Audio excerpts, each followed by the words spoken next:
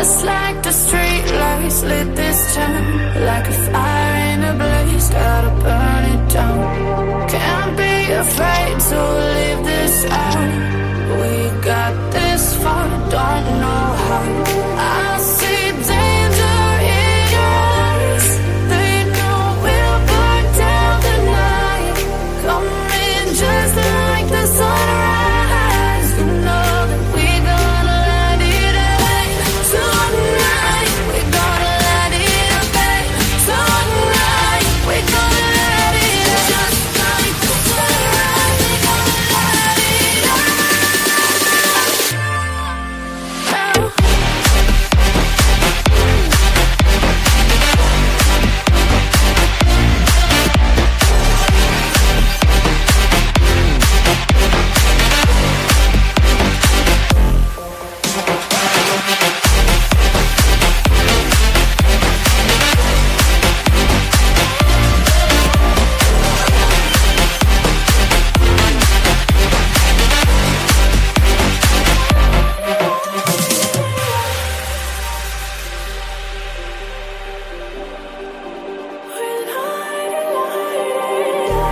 Just like a spark that's breaking out.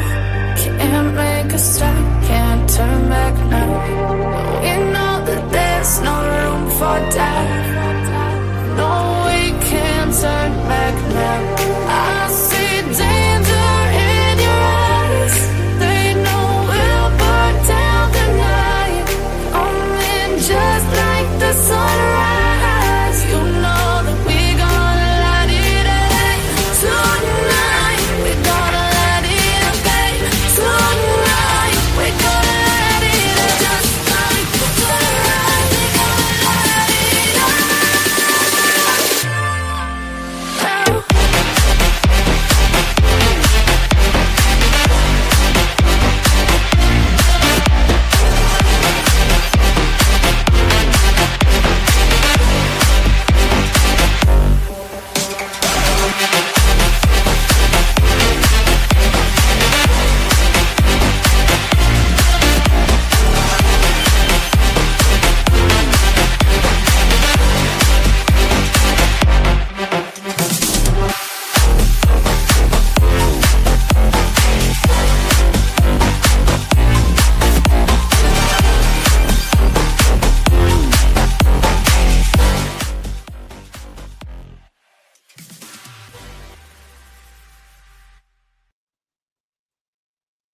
Hey guys, how we doing tonight?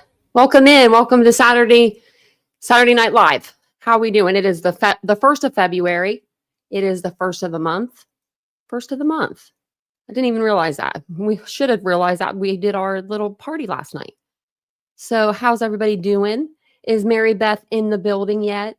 I don't see her, so we'll have to wait for her to come in. But happy birthday, Mary Beth, when you do come in. Because I don't want to forget. I did tell her happy birthday. I wrote her an email today, and she won our contest. Or we had a giveaway yesterday, so we did a giveaway last night on the other channel. If you didn't, if you weren't there for it, you missed it. We did do a giveaway. We did some memberships, and then we did a giveaway, and Mary Beth won. So I was hoping that she got the email. I wanted to tell her it would be from Visa, probably not from me. So that might be why she might not have seen it. So.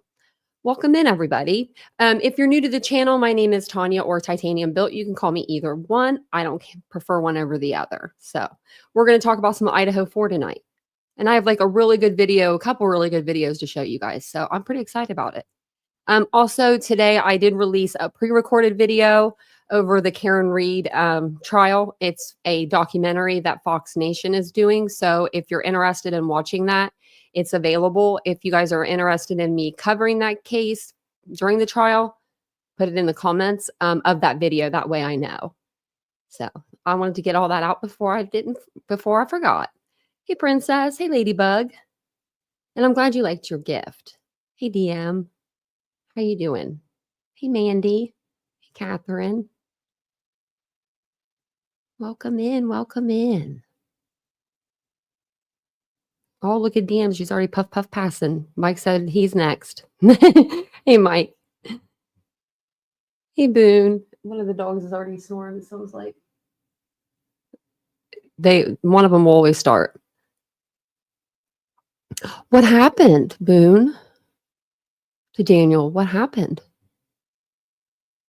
Is he okay? Hey, Ashley. Hey, Boone. He was seriously hurt by his dog. His dog like bit him? Oh my God. I hope not. But could you imagine your dog turning on you? She must be celebrating. I hope she is. I hope she's out there. She better be celebrating. She better be. We always get Ashley when she's getting ready to get in the shower. Hey, Doodlebug. Hey, Maze. Thank you very much. I appreciate that. That's very sweet of you. Hey, Dustin. Oh, Ukraine. Look at that. That's pretty far. It's pretty far away. I love that. His dog attacked him. Oh, my. Oh, oh. Is the dog getting put down? He has a baby. Thank goodness it didn't hurt his baby. Oh yeah, he's in my prayers for sure. I'm shocked right now. I'm really shocked.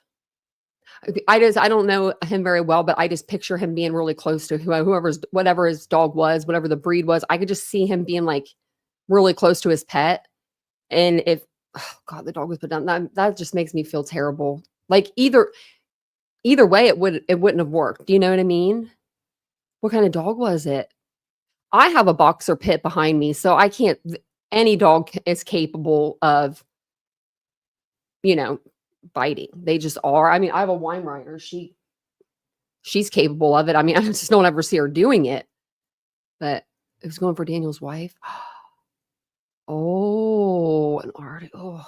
Oh, pity. My brother has a pit, and he's like, this dog is outside right now, and it's a big pit. It's one of them bully pits. It's big, and he's like, this is gonna be my indoor dog when I get my house. When I build my house, their house will be done in the summer. And I'm like, what? You're gonna bring this dog inside a brand new home? I was like, you're crazy. But he said that's what he's doing. I was like, yeah, we weren't raised to have dogs outside. We just weren't. We weren't raised like that. I mean, he even had the goat in the house, for goodness sakes. Hey, True Crime Lullabies. So yeah, prayers for Daniel for sure. Prayers for his whole family. I know that animals become like children to people. And I know that has to be a hard decision for him to make, like I have a pet, a mixed rescue. Yes, she's my big baby. She's actually right here on the blanket beside me. Oh, that's so sad. Well, prayers for him. Prayers for the dogs. I know he probably does miss his buddy. Man, I would be a mess. My cat bit me earlier. Didn't leave a mark though. Didn't leave a mark. He gets when he gets in a mood, he'll come out of nowhere and he'll just bite me. It happens once every 5 years, maybe 10 years. I've had the cat 16 years. It doesn't happen often. But he'll bite me and I'm like, what are you doing, kitty cat? Like, leave alone. So we'll go ahead. We'll get into tonight's live. Yeah, thank God it didn't go for the baby. Yeah. Because his baby is old enough now, I think, to be walking. You know what I mean? To where it's more mobile. So, oh, thank goodness that his child is okay. So tonight we're going to retrace the steps the suspect took the night of the homicides. I was going to go through the probable cause, but I found an actual video that was a lot better. And then they go through it. They go through it all. So Daily Mail just released a video with a forensics expert. But before we hear from him and what he thinks about the entire case, he'll go over every aspect of it. I want to retrace Brian Kohlberger's steps the night of the homicides and the day after. And we're just going to go through this article and it's going to lay that all out. I think that we went over this article before because I remember watching the video connected to this, and it's Caitlin the girl from Daily Mail, she does like the drive from Brian Kohlberger's to the Moscow home. And then she does it in like a time lapse. So it's very quick. If you want to see like the full drive, like, and it's slowed down, I do have a video of it on my playlist of like the trip. So, hey, Lord Mama. Hey, Cyber Warrior.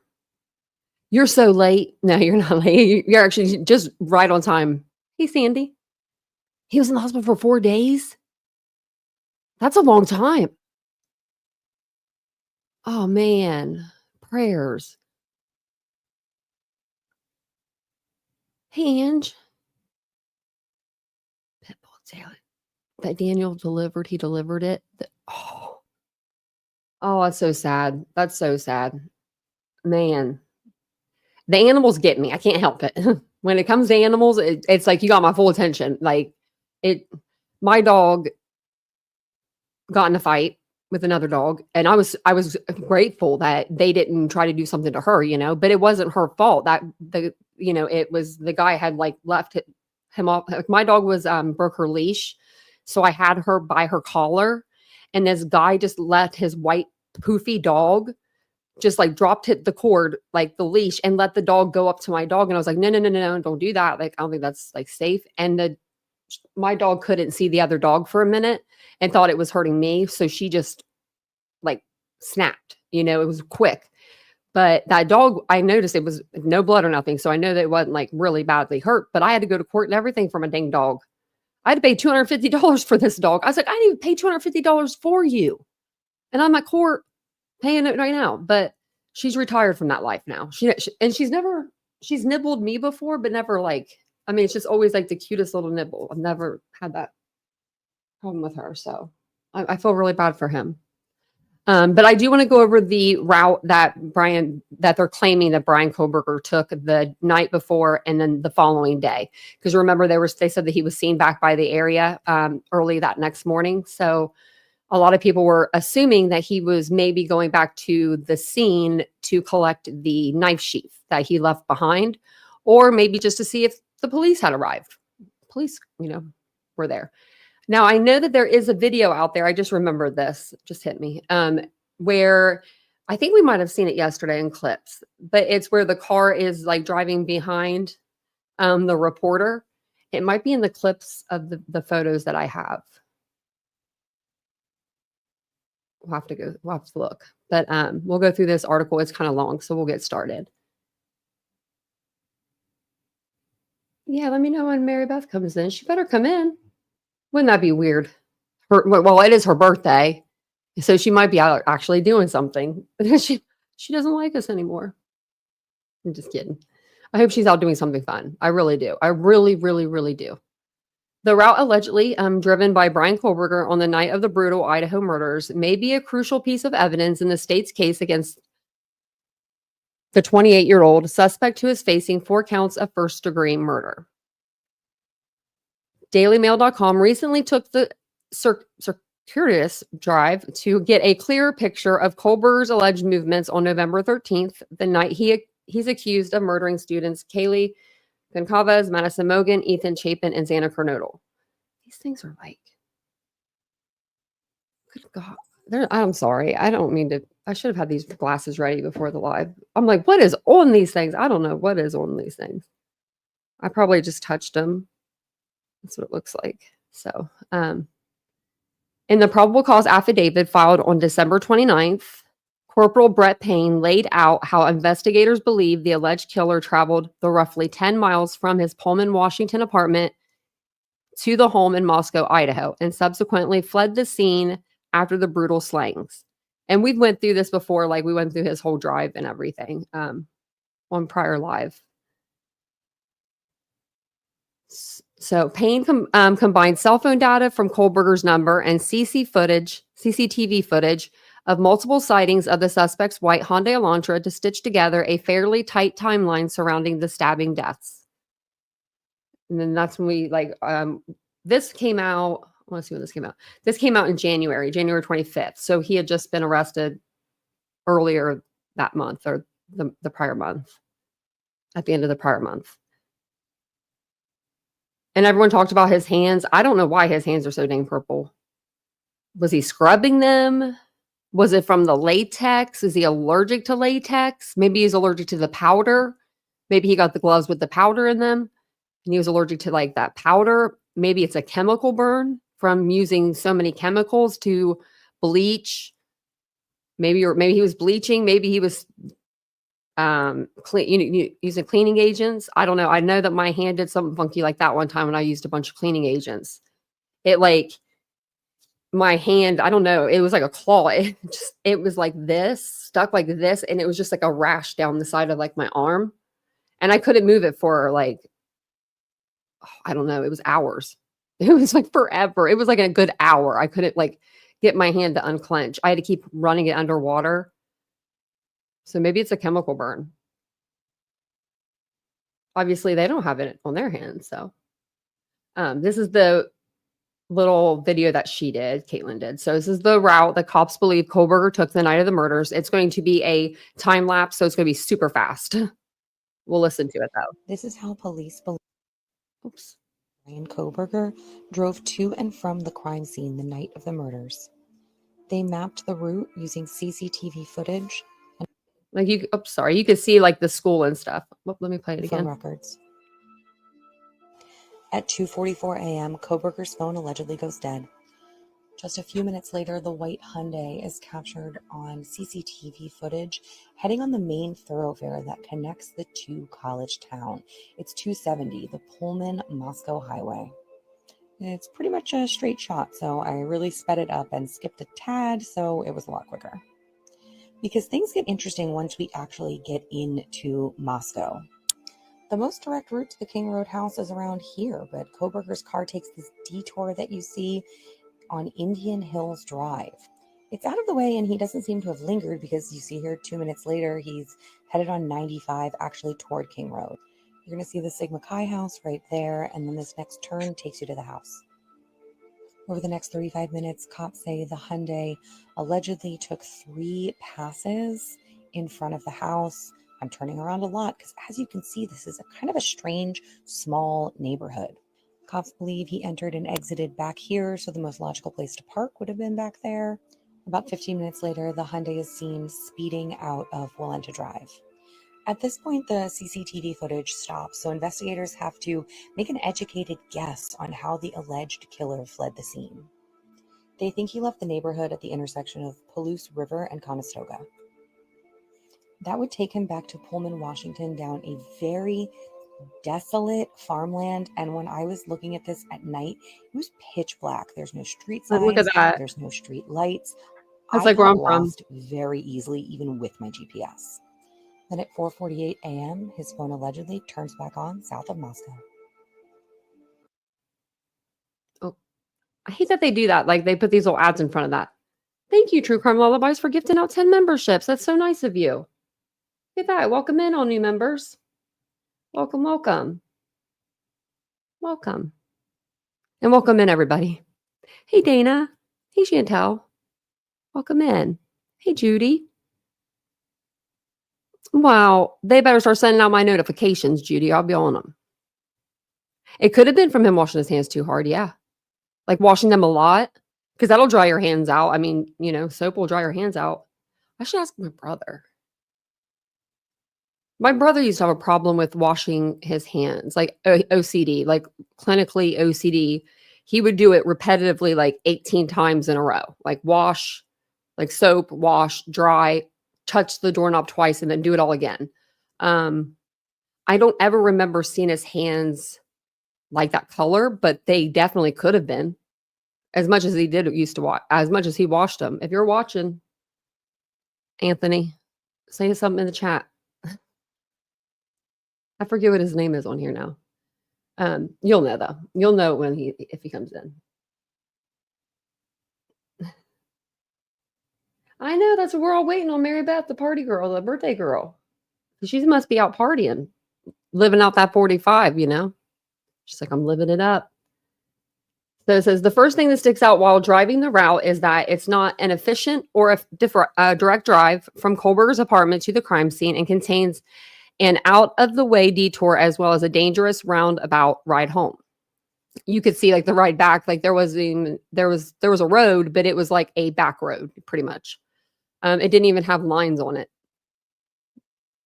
But I'm sure that where Brian was like from in Pennsylvania, he was probably used to those kind of back roads. According to police, suspect Kohlberger's phone went off the grid at approximately 2:45 a.m. near his Washington State University apartment at a location just before reaching Pullman-Moscow Highway Route 270, the main thoroughfare between the two cities. Oh, someone has an anniversary. What's happening, princess? You have an anniversary, 22 months. 22 months, princess. That's almost 2 years. You've been with me for that long? Oh my gosh. Look at that. Just having all this fun. Hey, Susie. You're not too late. We had some stuff come up with another creator in the beginning of the live, so we were talking about that for a minute. So you're actually pretty much right on time. We're still just getting started. So it says here, investigators surmise that Kohlberger turned his phone off or put it in airplane mode to conceal his location during the quadruple homicide that occurred at the King Road residence, per the affidavit. When Kohlberger's vehicle is then allegedly spotted via CCTV at 3:26 a.m., it is on the 700 block of Indian Hills Drive, an out-of-the-way street in a small residential enclave of nicely manicured single-family homes in Moscow, Idaho. And it's pretty much right directly behind this, like the home. Kohlberger didn't linger in the area long or appear to make any stops on Indian Hills Drive, and according to the timeline from police, his car is then picked up just 2 minutes later, leaving the neighborhood. From there, Kohlberger's vehicle allegedly makes its way to the victim's home, the residential off-campus neighborhood where Xana, Ethan, Maddie, and Kaylee were brutally stabbed to death is surrounded by several other single-family homes in very close proximity, as well as a small apartment complex with a parking lot that butts up against the back of the victim's rental property. And that's a picture of Kohlberger's apartment. We actually did like a tour of it, like the inside of, not like his exact apartment, but it was like an apartment, like one of those Zillow tours that you can do, and we went through it. Those apartments are like pretty old looking. Like, I could see the jealousy being a factor. I don't know. We went through the apartment. The apartments are very like lonely looking, if you haven't seen them before. As seen in dailymail.com's exclusive video, the roads around the home are tight. 2 cars can't pass comfortably with no easy exit point since it's dead ends into a parking lot. It is not a convenient or easy area to cruise around, and police noted a very limited number of vehicles that travel in the area during the early morning hours. Keeping with police timeline, the suspect's car is then seen near the home around 3:30 a.m. when all of the roommates, as well as Ethan Chapin, would have been inside for the night. It is around that time that Kohlberger's car is spotted allegedly casing the house by driving past it 3 times over the course of 30 minutes. Maybe trying to build up your nerve. That's what I would think. When he exits the street, he does so via Walenta Drive, which offers a direct line of sight back into the back of the home. Many people have asked how the perpetrator knew the roommates were asleep, and the movement on the timeline may answer that. The vantage point here would show if any lights were on, indicating that somebody may be awake in the kitchen, as well as the 3 bedrooms facing the back belonging to Kaylee, Maddie, and survivor Dylan Mortensen. And they show the front of the house, and then it's in the picture, but we know what they meant, the back. And look how lightly, I don't know. So all of the cars would have been lined up in front of this picture here, like the front of the house. There would have been all of those vehicles. To me, if you came down the side of the house and you just came down here and you walked through the front door, I feel like you would be more secured, like no one would see you as much than if you were to walk down here and walk like in these doors, like with all these lights lit up. That's why I think he may have entered the front door. Plus the front door was left open. It was open at 8:30 in the morning, the next morning. So that's why too. I'm still stuck on the front door, and I probably will be until trial. So it says, continuing to follow the timeline, Xana Kernodle gets a DoorDash delivery at 4 a.m. Around 4:04, cops say Kohlberger does a fourth and final pass in front of the house, making a 3-point turn at the apartment complex next door. The apartment parking lot loops around the complex and connects to the victim's sparse wooded backyard, which is on a small slope that leads to the patio and sliding glass doors.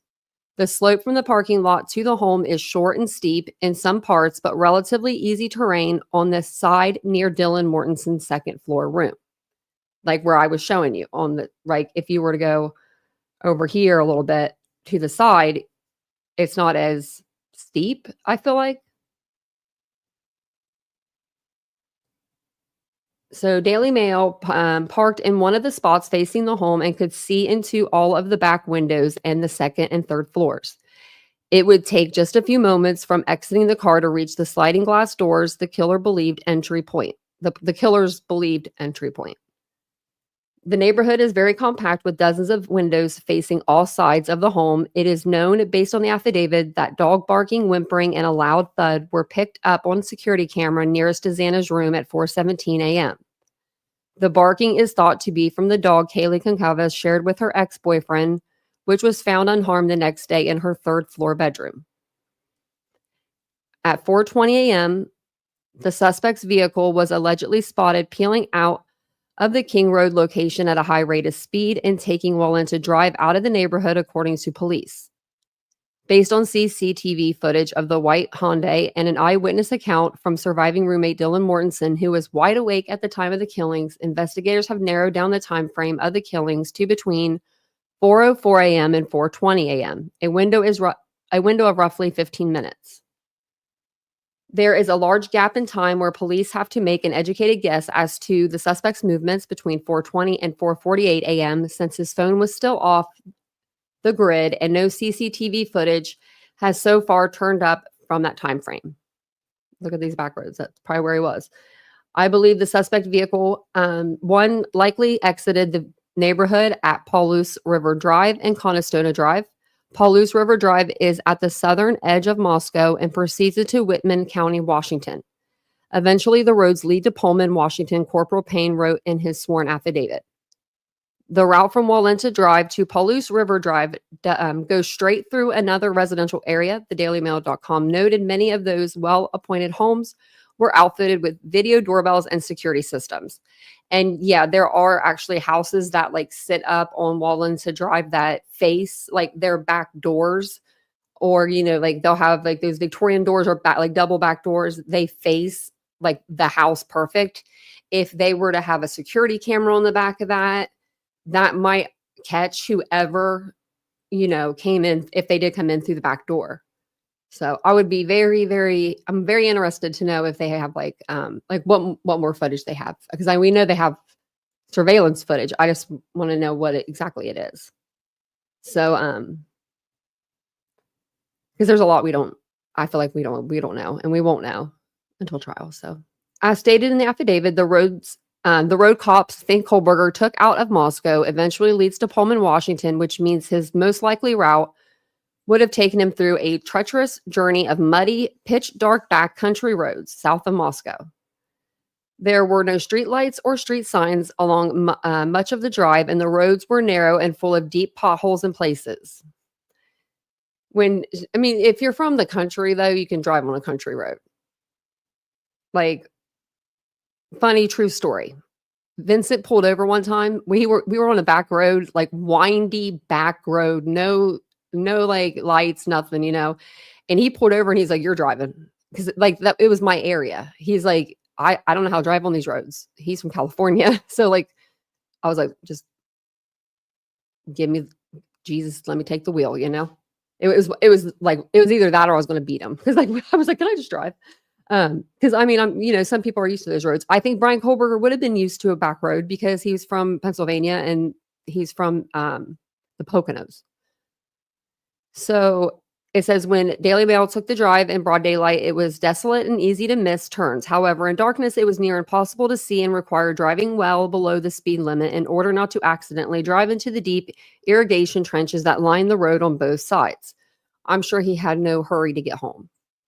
Without the help of GPS, it would have been extremely difficult to get from point A to point B without intimate knowledge of the area. Bearing that in mind, it's possible that the suspect's phone was allegedly turned back on or taken out of airplane mode to utilize the GPS. Police said Kohlberger's phone pinged a cell phone tower south of Moscow, Idaho at 4:48 a.m. And I said that was probably the reason why he took his phone, is because he probably didn't know how to get back home. Like, he probably could drive on a back road, but he didn't know how to get back there, maybe. Unless he really did go there 12 times into the area, and that was him practicing how to get there without his phone. You know, you have to practice that kind of stuff. I mean, I'm like, at the pretty building, make a right. You know, that's how I think of things. Mhm. Hey, Susie, welcome in. And hey, is it Suntas Flow? I'm probably saying that wrong. Welcome in, everybody. Hey, barbecue. Is that Aries? Oh, it's Aries. Uh-oh. Let me know if I missed anybody. Welcome in, everybody. If I'm on this other page reading, I can't see the chat very well, so. Like, he was bleaching his hands. Do what research, Amy? I've been following this case since it happened. What are we doing wrong over here? What are we doing wrong? Would you like to come up? The link's pinned. I would love that. You come up here, you tell us how to do this.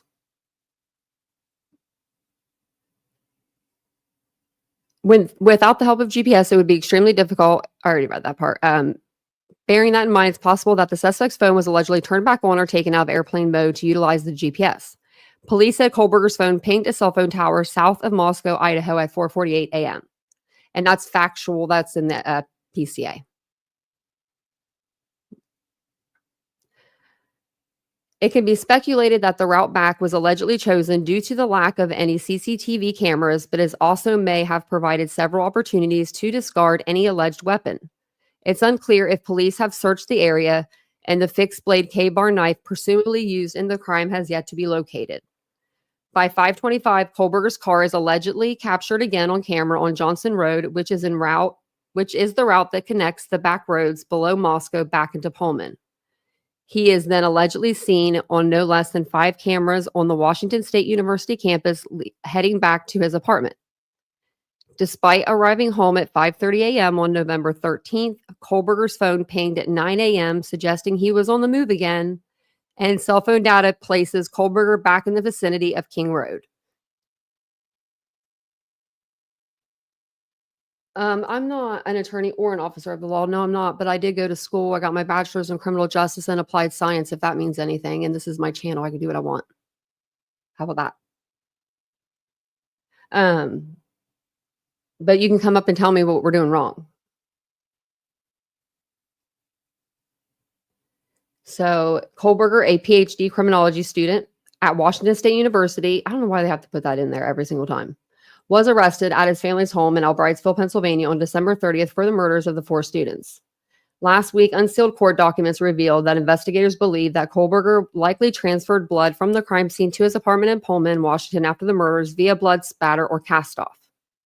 While executing a search warrant on his home, law enforcement seized stained bedding, strands of what looked like hair, and a single glove, among other things. Kohlberger has maintained his innocence, but has yet to formally enter a plea, and he didn't, and has said through an attorney that he expects to be exonerated.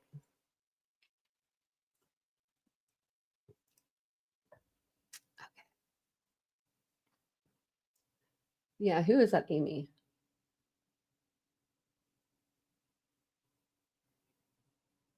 Like, are you an attorney or an officer of the law? I mean, what the? I have more credentials than half of YouTube that does true crime. Let's just get that straight, right? So there's that. And I graduated with a 3.8. Thank you very much. I worked my ass off for that. Thank you. Thank you very much. But I did make these today as I was not doing my research for this case. We'll just go through these. These are quick. These are just, if you're new to the case and you don't know where people were located, I just put the floor plans together and I put their names on them. So we have the first floor. There was no victims found on the first floor, but there was 2 bedrooms, a bathroom, and a utility closet. Bethany Funk's room was, if you're looking at the house, the bedroom to the right. I'm sorry, to the left of the door. And then you have the second floor, and you have Dylan in bedroom C, right beside the stairs that head up to the third floor. You have the living room. And then if you go around the hallway, the long hallway, that's where Xana and Ethan were found, in bedroom D. And then Kaylee and Maddie were found in bedroom E, and bedroom F was Kaylee's room. I meant to put Murphy in there, and I forgot to put Murphy in there. And then before we get started with that video, I also have this. I'm starting a new map. Okay, so I have just placing all the things. I'm just placing the markers right now of where everybody was and where everyone was located the evening of the 12th and the 13th. So whenever we hear something new, I'll put it on the map. But what I wanted to show you guys tonight was this. This was really interesting. I watched this earlier. It was really good. The Daily Mail came out with this yesterday, I believe, a day ago. And it just happened to go with what we were going to talk about tonight. And I was like, well, look at that. So it's the University of Idaho killings. It says mapped by a forensic expert. I think he goes through the entire case and pretty much, and just gives his thoughts on what he thinks could be happening or what's happening. He was very interesting to listen to. So we'll listen to this. If you guys don't mind taking a second, hitting the like button, it does help the channel. It helps me. If you'd like to become a member of our wonderful, beautiful channel, I'll put the link in the chat for you guys. We'd love to have you. Love to have you. And welcome in, everybody. And be nice, Amy, wherever you are. Big meanie. Do your research. Murderers come back. They'll come back to the scene. I've had a couple of crime scenes where murderers actually show up back at the crime scene while I'm there. The game plan was to go there to kill one person. And then you go into that bedroom and that person's next to somebody else. So now you got to kill the second person. Now you hear noise downstairs and now your attention's drawn to them. And so that becomes victim 3 and 4. In this case is the ultimate horror story. This is not like what they call a misdemeanor homicide, where it's like an active criminal that gets killed. These are just normal people living their lives. This is Murder Maps. Today we'll be plotting out every detail of the University of Idaho murders on a map. I'm Matthew Steiner. I'm a senior crime scene analyst retired from the New York City Police Department. Let's start with the night of the murder.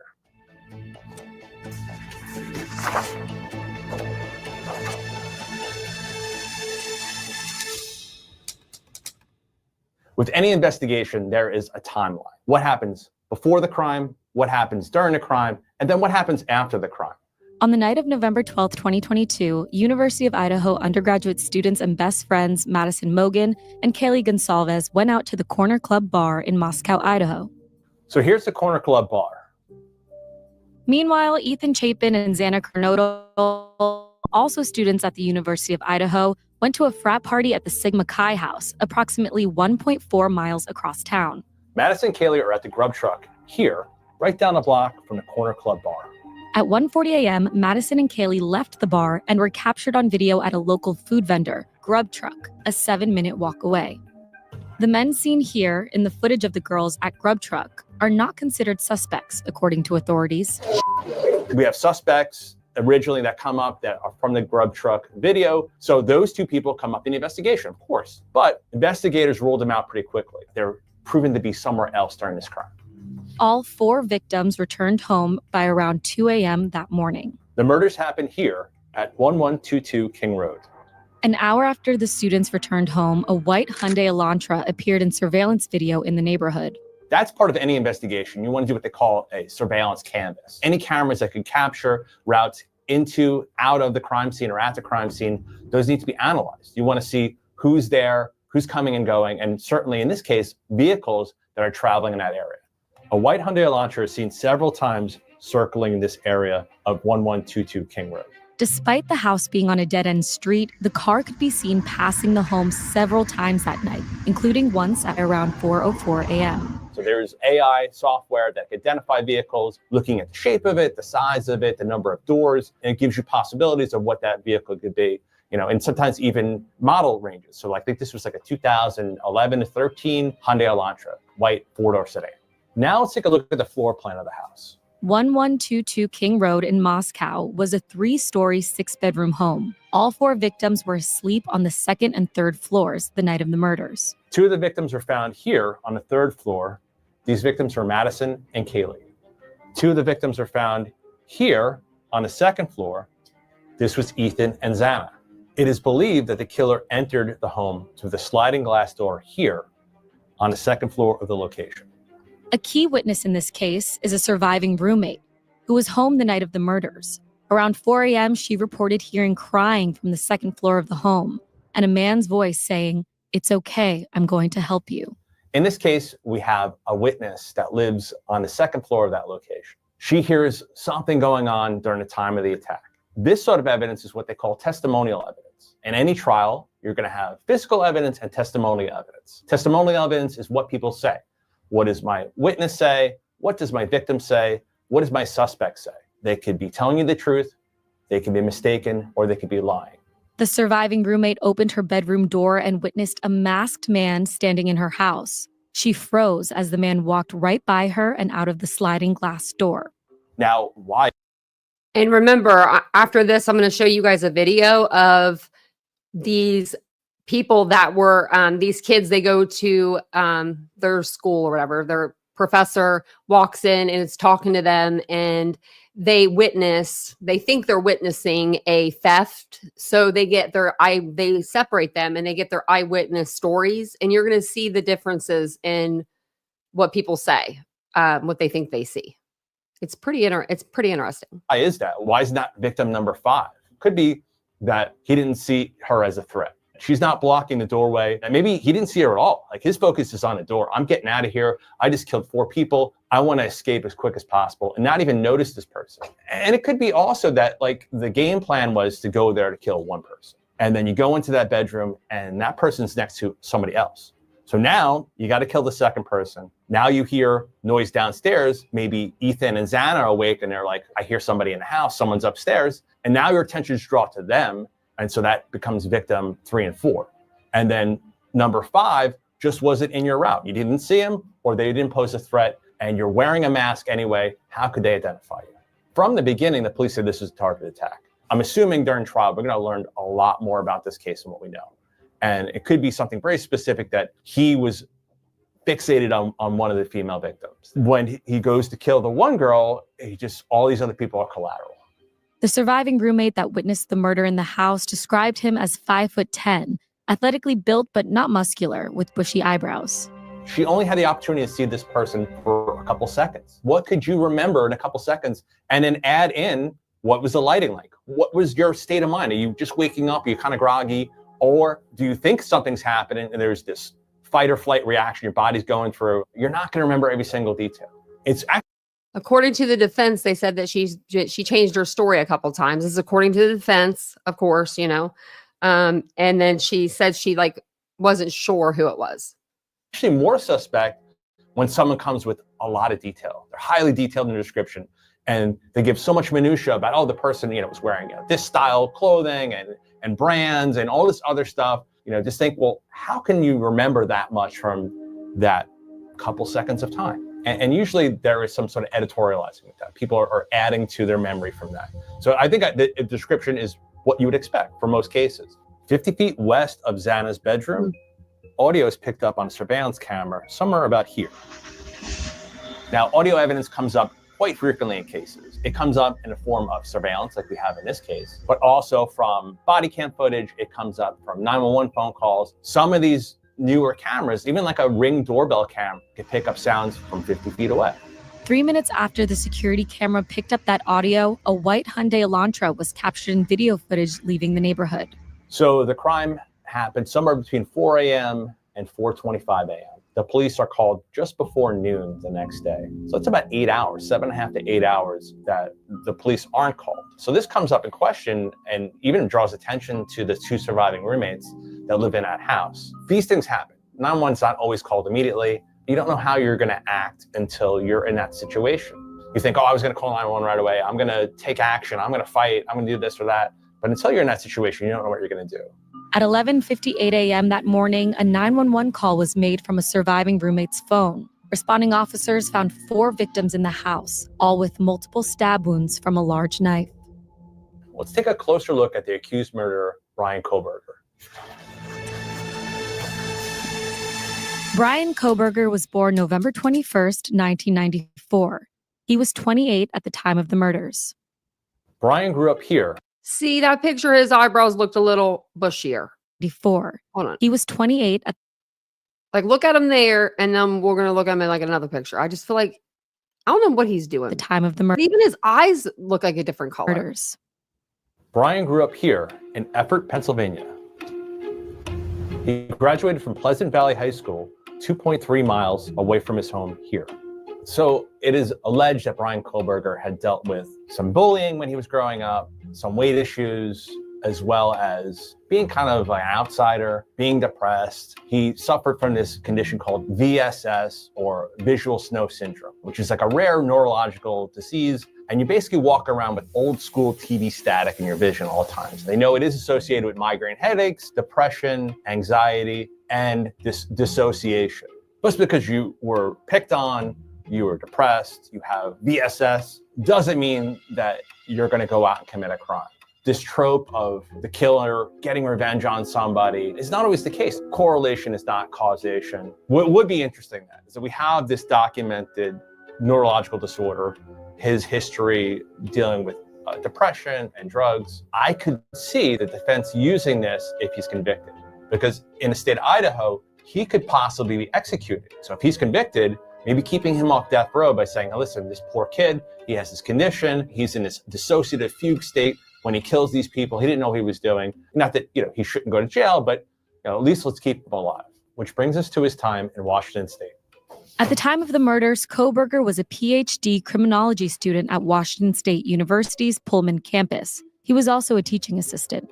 Certainly, if you are a criminal justice student, you know how investigations run, not only what killers do, but how the law enforcement end of it works and how trials work. So he has intimate knowledge of the criminal justice system. It has been speculated that having this knowledge is what helped him plot out his crime and how to cover up his tracks afterwards. Again, correlation is not causation. There are plenty of criminal justice students that aren't criminals. He lived at Steptoe Village Apartments, that is 10.9 miles away from the scene of the crime.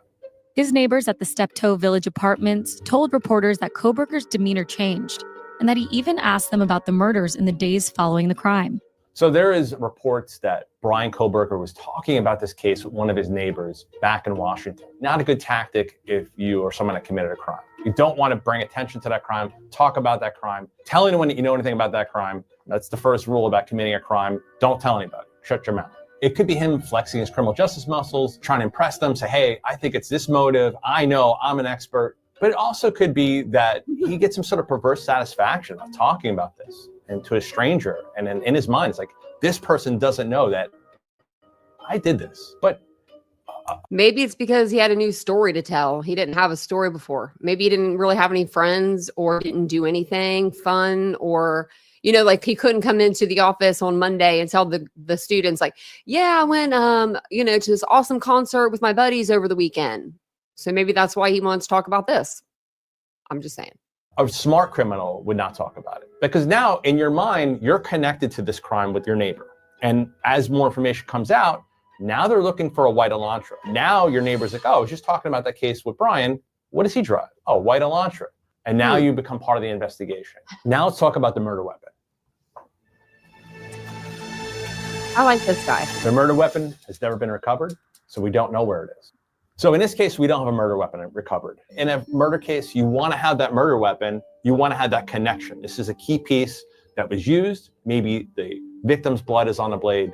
Maybe your suspect's DNA is on the handle. But just because we don't have it doesn't mean we can't prosecute somebody. We have cases where we prosecute someone without even having a body. And just think, like, as the person who commits a crime, what is the first thing you're looking to get rid of? It's going to be that key piece of evidence. I'm sure they spent hundreds and hundreds or thousands of hours looking for this murder weapon, and they still haven't found it. Or they do have it and they haven't released all the information yet on the case. Let's look at Kohberger's movements after the murders.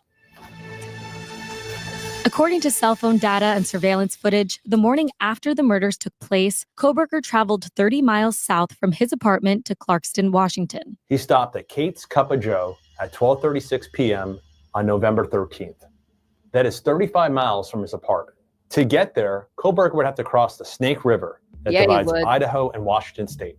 Now, I don't know if this is likely, but it would be a good place to ditch evidence. You throw something that has DNA on it into water, it's not going to survive for a very long period of time. For some period of time, but not for days, weeks, or months. There's no linkage there. It doesn't have the blood of the victim on it. So we don't know if it's a murder weapon. 10 minutes later, he's seen at this Albertsons grocery store nearby. Now, it could be something just ordinary. He's there to buy groceries. He's there to buy toilet paper, paper towels, or it could be to purchase stuff to help him clean up after himself in a crime scene. Bleach, garbage bags, things like that to get rid of evidence he may still have.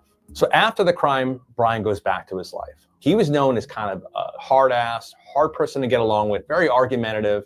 And then after, he's kind of disheveled now. Could be that this crime affected him. The next major plot point in this case is Kohberger driving cross country with his father. Now we're at the Christmas break. Brian's going to go home. His dad flies out from Pennsylvania to Washington to take this long cross country journey. Kohberger and his dad drove in his white. I still don't get that. If they were a family that didn't have a lot of money, that's a lot of money to fly out there.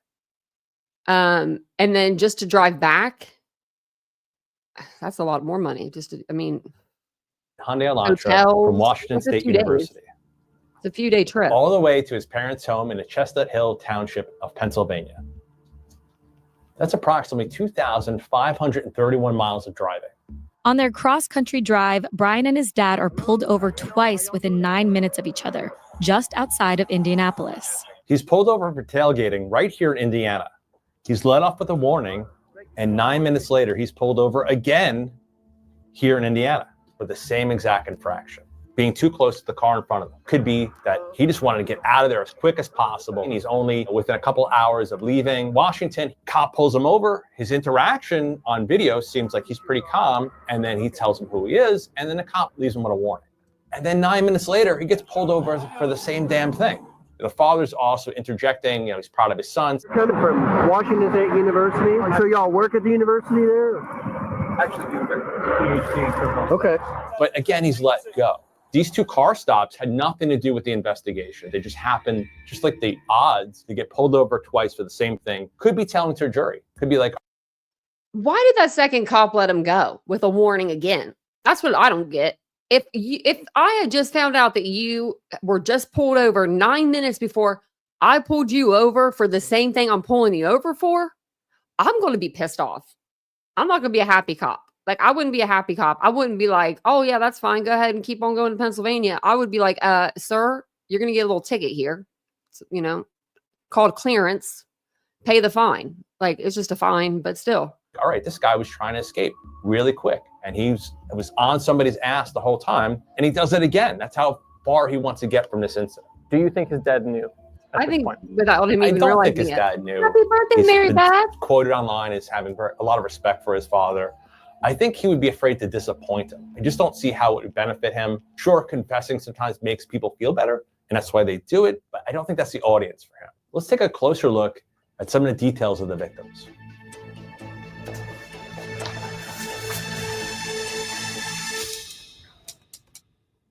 Madison Mogan, Kaylee Gonsalves, Xana Kernodle, and Ethan Chapin were all students at the University of Idaho. Two of the victims worked here at the Mad Greek restaurant. So in the affidavit, there is evidence that Brian had visited the Mad Greek restaurant at least twice before the murders happened. What does this tell us? Well, maybe this is his opportunity that he meets his victims. Xana and Maddie worked at that restaurant, and maybe he was obsessed with them. So we have this connection now, or a nexus between our killer and our victims. If you didn't have that connection, it's hard to prove motive. And then from that restaurant, maybe that's how he finds out their social media accounts. He finds Maddie, and then who are they friends with? Who else do they live with? Befriends them as well. And now he's got insight. He's got eyes inside that crime scene What does that room look like? What does that house look like? What's the layout? As well as possibly doing reconnaissance, driving there, looking at these bedrooms, comparing them to photographs from social media. That's what we're going to do on our nenext live. We're going to see if we could pull Brian Koberger. what an organized killer would do. In the autopsy reports, you have multiple puncture wounds, lacerations. One victim said had more than another. That could be the intended target. Who knows? Maybe that's just someone that was fighting more. One of the victims, of the four of them, had defensive wounds. That means that they have their hands out, they're trying to defend themselves, and they have injuries to those hands or arms. I wouldn't be surprised if the defensive wounds were either on Xana or Ethan, because they maybe have heard someone was in a house, and then now they're in the pathway of the killer leaving. Let's map out the investigation.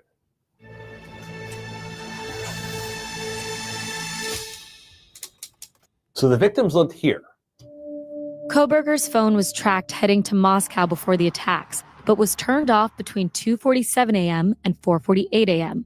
Most crimes are not planned and plotted. So you don't think I'm going to turn my cell phone off and I'm going to kill this person, because it just happens. You know, it's an argument that escalates, it's something stupid. Most crimes are not planned by organized killers. But for someone that's going to come up with a game plan, someone that's going to stalk somebody, they're going to think my cell phone could be linking me to that crime scene, I'm going to turn it off. According to an affidavit, Koberger's phone was in the area of the crime scene on 12 different locations prior to the murder. This is in the middle of the night. That is certainly something that is going to weigh heavy on the minds of the jury. Does that mean he killed them? No, it just means that he was there before. The prosecution is going to put their slant on it, saying this is him doing his stalking. This is him coming up with his game plan, observing the crime scene before he gets there, knowing which door he's going to enter, which door he's going to exit, where does my victim live.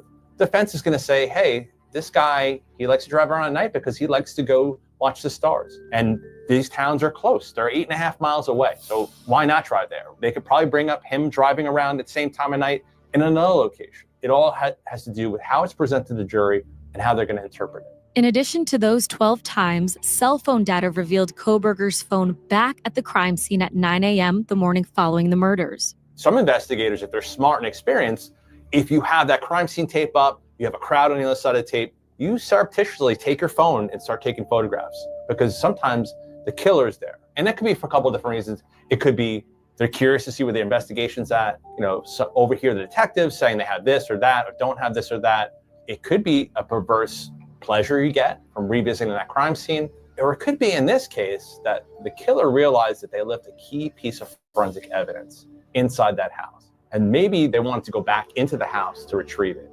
Here's what they found inside the house. Investigators found a knife sheath on the 3rd floor next to Madison. So how do you leave that behind if your intended target lives in that one bedroom? You take your knife out, you put down the sheath, you start stabbing that person. Maybe during that act, they roll away from you and they roll on top of that. And now you have another person that starts waking up, that your attention is drawn to them. You start stabbing them. You've now forgotten about that knife sheath. And now you hear someone downstairs. That's someone else that is drawing your attention away from that evidence that you're leaving behind. The Idaho State Lab found a single source of male DNA on the button snap of the knife sheath. They recover unknown male DNA. That unknown male DNA is then first compared to anyone that had legal access. Does it belong to one of the victims, to someone who was the boyfriend of one of these people? And it doesn't match any of those people. They take that generated male DNA profile and they put it into one of these commercial DNA websites. And what these websites do is they may say that you're 23% Italian, whatever they're going to tell you, but also what they tell you is who you're related to. From that, investigators will get some more information. A genealogist will look at this data and they start building out these genetic DNA trees from there. Who's related to who? We get a hit to someone it could be related to. One of these people is Brian Koberger's father. They get a warrant. They start surveilling the house where Brian Koberger's family lives in Pennsylvania, and they start going through that trash. And now we have this definitive match that it's someone related, and now they have probable cause to arrest Brian Koberger. They do a cheek sample from inside of his mouth, and now we have a match to the DNA that's from that knife sheath. It's time to look at the arrest and the trial.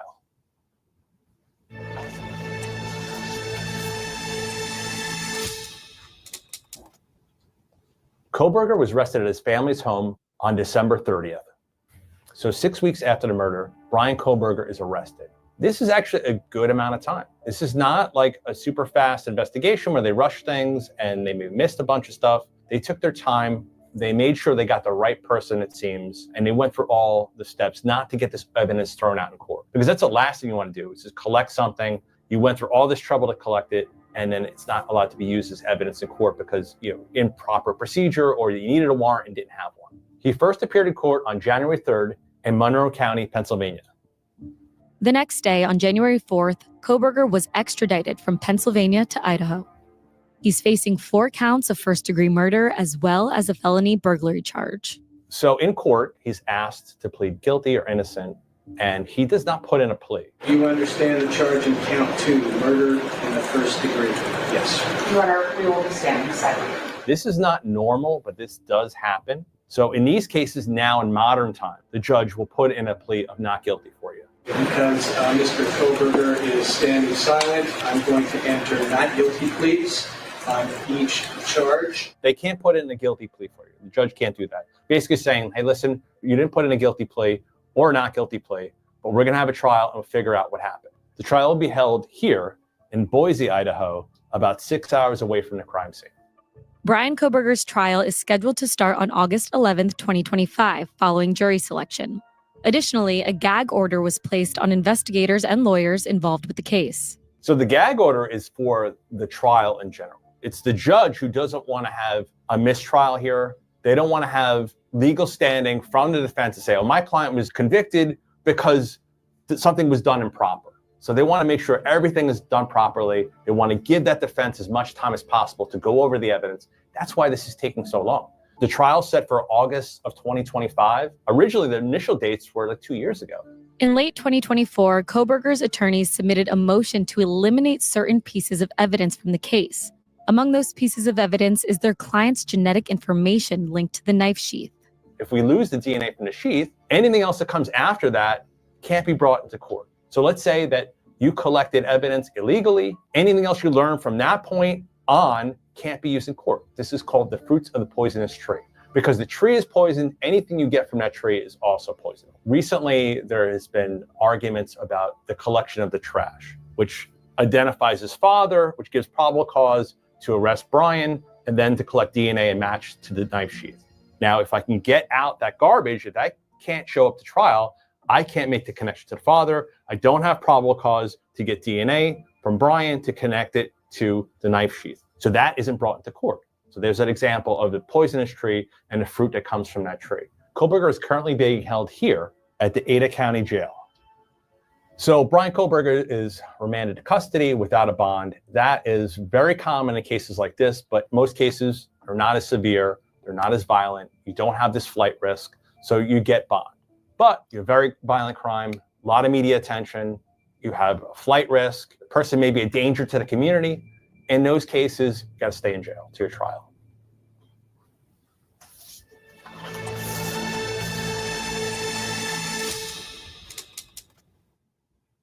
One year after the murders, 1122 King Road was demolished. It was a reminder of what happened and trauma to the students that were still going to school there. They could see this house every day. So this is the judge's decision to say, okay, we don't plan on going back. But that then becomes a conversation with the prosecution and the defense. Both sides agree that we're not going to bring the jury back to this crime scene. The college could do what they want with it. I don't think it was a bad decision because we have that crime scene locked down, memorialized forever in so many different ways. This scene is documented through thousands of photographs, video, and laser scan technology, where you could go in and you could virtually walk someone through that scene to show every aspect of that house. So We did a live it's over not that. gone. We still have it, just in other forms. On November 30th, a candlelight vigil was held for the victims. Grieving family and classmates gathered here at the University of Idaho campus. I will go on a record. I'll say that I think he did it. Yes, there's a lot of evidence. If Brian Kohberger is the killer, this is someone who studied criminology, that they had intimate knowledge of how to try to get away with the crime and did a terrible job at it, left key evidence behind. Will he get convicted? I don't know. Am I right? I don't know. I don't know what the prosecution has and what the defense has. Sometimes these cases are won or lost during jury selection. I had a case where I thought we had all the evidence in the world to convict someone of murder. and the jury didn't think so. Yeah, you may be sure that you think this person did it, but you may not be convicted criminally in a trial. Koberger's defense team has sought to remove the death penalty as a possible punishment should he be convicted. Their motions were denied by an Ada County court judge. Koberger's trial is set to begin August 11th, 2025. So that was just a little Daily Mail thing that they had. I thought I would show to you guys. I thought it was pretty interesting hearing from a forensic expert. He was retired from the NYPD, he said, so probably knows a thing or two. But I saw this video, and hopefully that's from 7 years ago. I'm like, hopefully they're cool with me playing it. I'm going to put the link in the chat. It's for, it's just an eyewitness test. So it says February 25th, 2016, and it's 13 News at 10. So they're doing a segment, and I'm just going to play it for you guys. You guys will understand what it's about when you start watching it. But it's basically just going to show you how good eyewitnesses are, and how credible and, just how truthful they are, when they're trying to tell you about a crime that they saw. And we'll pause it here and there too. And you guys can even play along with these people. Try to do this eyewitness test. I tried. I failed. 420 in the last 6 months. That's how many people Rockford police interviewed who witnessed a crime. The hope is those witnesses will help lead police to a suspect and an arrest. But if you were an eyewitness to a crime, would your testimony catch the right person? You're about to find out. 13 News set up a mock crime in front of a group of college students to find out if any of them would make reliable eyewitnesses. And you can take the test right along with them in this story you'll only see on 13 News. Well, I'm here. It's the first day of class for a group of psychology students at Rockford University. But this day is not what they're expecting. Everybody has a syllabus, correct? 13 News has set up several cameras in the room. The class thinks they're recording video for a commercial for Rockford University. They're actually here to record this. They're in one of these personality types. Are you in here? When I first saw that made me laugh so hard. I was like, that guy stalling, it's just funny. The acting is terrible. Hi guys. My name is Kristen from 13 News. Your professor was kind enough to make you part of an experiment. I explained to the students what they just witnessed was not an actual crime. The man who took their professor's laptop was a Rockford police officer. What we need now is to know what you as eyewitnesses saw. What did the suspect look like? What was he wearing? What did he say? While you try to answer these questions at home, here's some of what the students told a training investigator with the Rockford Police Department who questioned them about our suspect just a few minutes after the crime. Can you describe the clothing that he was wearing? He was wearing like a jacket that was light brown. Okay. Like one of those like that you go hunting with. He was wearing a black jacket. I believe he had a colored shirt with a sweater vest. Looked like a wool sweater vest. A colored shirt? A colored shirt. Yeah. Do you remember what our suspect was wearing? He was, in fact, wearing a solid black jacket with a gray hooded sweatshirt. But why did some students think he was wearing a sweater vest? Well, someone in the classroom was wearing clothing like that, but it wasn't our suspect. It's their professor, John Skalski. There's a phenomenon called unconscious transference, and eyewitnesses are more likely to identify bystanders as the suspect because of prior experience and familiarity with the individuals. It's very interesting. The crime itself took a total of no more than 5 seconds, and the variations in witness accounts between what happened and the suspect description, it varied greatly. Our training investigator says it's not uncommon for several witnesses to have different descriptions. So why do police find eyewitness testimony so important? Because we can compile the information that we do have that's consistent and narrow down who we might be looking for. The students were consistent on a few things. Do you know about how tall this person was? Like 5'7", 5'8", maybe? Maybe 5'7". 5'7", maybe 6 foot tall, around that range. Nearly all said he was white with blonde brown hair, somewhere in his late teens and early 20s. After a few minutes of questioning, All right, well, thank you for your time, Michelle. we send the students back to class. And now comes the second part of our eyewitness test. The students all described our suspect. Now the question is, would they recognize him if they saw him again? We're about to test their memory with this photo lineup. It's a few days after the students first saw our suspect. We show each of them this photo lineup and ask them to point out the suspect if they So look at these guys, and you tell me in the chat if you think any of these guys, which one of them was the guy that went in there and stole that laptop.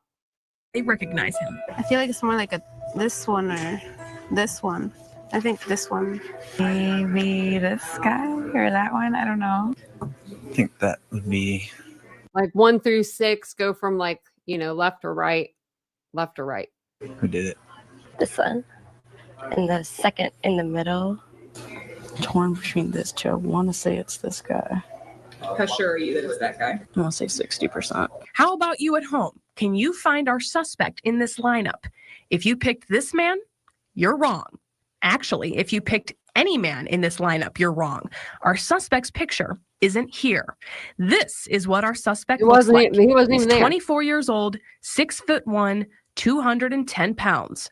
Only one student who looked at the lineup didn't point to someone as our suspect.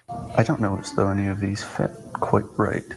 But there. Oh, did you see how his class ring on them? Man, this is an old video. The professor says he's not surprised a majority would pick someone. Police have started to make the disclaimer that this person may not be in this lineup because they're aware with a simultaneous lineup, it's problematic. And they're not there, they're likely to sort of pick someone. State's Attorney Joe Briscato says examples like these explain why eyewitnesses to crimes are often picked apart and why he can't rely solely on them to put a potential criminal behind bars. I think most people think you've got an eyewitness, you've got a conviction. Many of the cases that we build, we have to build in another manner, build them circumstantially using circumstantial evidence. Sometimes witnesses do get the details wrong. Briscato says it's up to police and prosecutors to figure out if an eyewitness is reliable or not. But police say the more eyewitnesses there are, the better chances they have of finding those key pieces of information that can lead to a suspect's arrest. Our main goal is we can gather generalized information, but we like to have specifics, such as the suspect had a black jacket on, but it had this writing on it, and now we can follow up on things like that. The hope is in cases like our experiment, there are enough eyewitnesses to distinguish the information that isn't consistent from the information that can lead to an arrest. All right, Sean, you took the test. I guess the guy in the That top guy's left. feeling He almost looked like a skinnier version of that other guy. Right. Well, and it's interesting because I think people. That was pretty. I thought it was pretty entertaining. I'd watched something. It might have been that one, the same exact video, but I had watched something like this before, like a long time ago. Might have actually been for college. Maybe it was when I was in college. I mean, it was a long time ago. So now, and that was a long time ago. But I thought it was really interesting. So I was like, oh, I need to find a video and pull that up to show you guys. That way you guys kind of knew what I was talking about when I said sometimes eyewitness testimony, it's not that reliable, but it seems like Dylan, with what we've heard from, the forensic expert and then seeing this, she didn't overly detail him up to where, she was making up details. She pretty much, it sounds like, said what she saw, and mask covering the nose and the mouth, the black clothing, and then the bushy eyebrows. And then I think that those would just stand out because of the way his arches are, like his eye sockets. They like pop out. His eyes are more like inverted or something. So really, Ladybug? That's pretty cool. And happy birthday, Mary Beth. Well, I think that's all I really have for you guys for tonight. That's all I have. Tomorrow's Sunday. Does anybody have any good plans? Any cool plans for tomorrow? I might, I'm debating on whether to go over the Nancy Grace interview with Seth Rogers because I'm very disappointed in her right now. Very disappointed in Nancy. But I do have the video. Jays for Justice sent it to me, so I have it like where it's not, no one's talking during it. You know what I mean? Like it's just unedited and stuff. So we could watch it. If not, maybe I'll put it up as a pre-recorded. But I do have the Karen Reed second episode coming out tomorrow in the morning around I think 11:15. So if you guys want to catch that, that'd be great. I did a video today, a pre-recorded video. I'm going to try to do them more often. But I wanted to get that case out just in case somebody wanted to go over it. So explain which part, DM. Uh-oh. I said too much.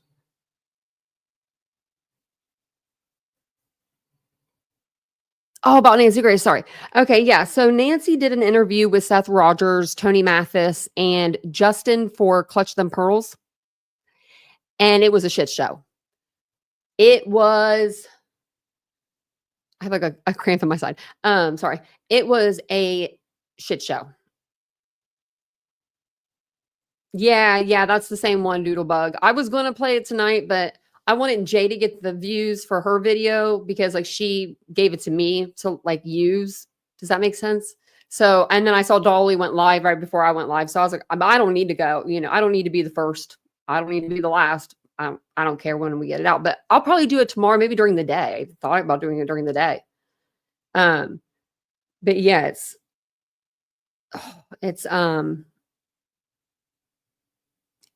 she was lied to and she didn't know she didn't do her research when she said she did her research. And y'all know, how I feel about Nancy. I love Nancy. I got her 6 feet. I got all 5'5" or 6 foot of her in my closet right now, I'm not talking to her right now. She's in the closet, my cardboard cutout. Because if I do, I'm going to end up like, I don't know. I thought about attaching a bunch of red flags to her and having her sit beside me tomorrow with the red flags. Oh, it was so bad, DM. I don't even know how to explain how bad it was. Like, yeah, Vinny disappointed. Yeah. Vinny done disappointed me a long time ago with this case. This case is just, or with Sebastian's case, I should say. I do love me some Nancy Grace, I've been watching her since the 90s. But it was like, what happened?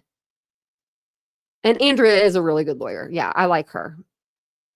It's not on her channel. No. So what happened was, Angel, they put it out there for like a millisecond, I guess, literally, because I was on the treadmill all damn day yesterday, guys, refreshing that Apple podcast because I was like, oh, I'm going to get it on Apple podcast first because a lot of people don't use Apple podcast for Nancy. Like nobody does, like other than me. And I know Ickamil does. Those are the only people that I know that I've seen use her podcast. So I was like refreshing it. I didn't see it ever come on. So I heard it came onto Spotify, but she has a few Apple. So I don't know. I guess it was on for a minute and then they yanked it. And I don't know why they would even put it out. If you're just going to yank it that much, right after putting it out. Oh, Doodlebug, but she failed. They failed and she failed. She should have read her notes or something. Yeah, they still pulled the video. Yeah. They're not pulling like the creators that are playing it or anything. They're just pulling it. They just pulled their videos. So they won't come out. It's not going to come out. So Justin's saying it's coming out next week. They had technical difficulties. It's coming out today. They had technical difficulties. No, I don't think it's ever coming out. Because the audio is fine. The only audio that's weird is it sounds like it's spliced together. Nancy Grace did an interview with Seth Rogers again. We'll have to do the live tomorrow over it. I'll try not to put too much commentary in it as well. Like, you know what I mean? So that way you guys can listen to it. And then I'll just do it as a pre-recorded as well. That way, if you want to just listen to it and not, have my commentary because I just it's shocking. But the internet did what the internet does, and the internet went after Nancy on Twitter today, and everybody was over on Twitter like saying something to Nancy. So I don't know, man. I think she researched after too. I think so too. I think that she went into it with her notes or whatever, thinking this was going to be just enough. You know, she really like, she gets paid good money. She's worth 25 million. I'm aware of that, but she does work hard. She does. She works every single night. She puts out a podcast and then a video. I mean, it's every single day, and that does get hard to do, but you have to know your cases. Because a lot of times we'll be covering a case on the channel, and I'll read an article and I'm like, that's not right. And I have to tell you guys, like, wait, hold on, this isn't right. This article is wrong, you know, and this is, you know, it happens. But so many people called her out, didn't they, Doodlebug? Yeah, Angel, I'm sure someone did. But we'll forgive you maybe this time, Nancy. Maybe. I don't know. I'm still mad at you. But I do have I think she was like $100 or something. Cardboard cutout of her. What am I going to do with her? I have to do like a TikTok or something. I have to do something funny with her. She does get on YouTube though. That's the thing. It's weird because during Idaho, that's how she met Chris McDonough. She said she was trolling YouTube trying to look for content. It's crazy. And that many hours a day. It's a long time. Well, I'm going to jump off of here, but I'll be back on tomorrow, maybe during the day. If not, I'll come on a little bit earlier than 9:15 tomorrow night.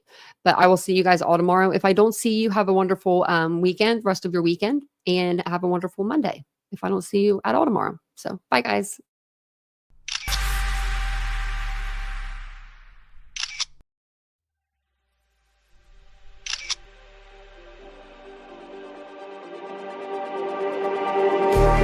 Just like the street lights lit this town, like a fire in a blaze, gotta burn it down. Can't be afraid to leave this out.